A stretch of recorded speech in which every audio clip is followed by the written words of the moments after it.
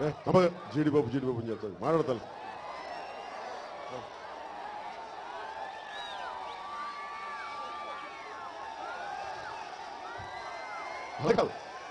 GST ఒక జీడిపప్పు మీదే కదా, అన్నిటి మీద చెప్పారు కదా, మాట్లాడతాను. నాకు చెప్తా చెప్పులో జోరీగలాగా జీడిపప్పు జీడిపప్పు అని చెప్తాను కదా, మాట్లాడతాను.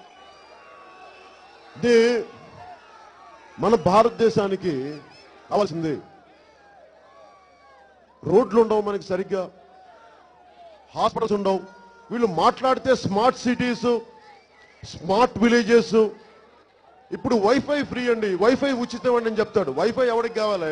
తినడానికి సరైన హాస్పిటల్స్ లేవు, ఆడపిల్లలు వెళ్ళడానికి సరైన టాయిలెట్స్ లేవు, మంచి పాఠ్యాంశాలు ఉండవు, శుభ్రమైన సరౌండింగ్స్ ఉండవు, ఆడుకోవడానికి క్రీడా స్థలాలు ఉండవు. ఎంతసేపు నారాయణ కాలేజీలోనో లేదంటే చైతన్య కాలేజీ కూర్చొని చదివి కూర్చోబెట్టి అక్కడ ఉద్యోగులు తయారు చేయడానికి తప్ప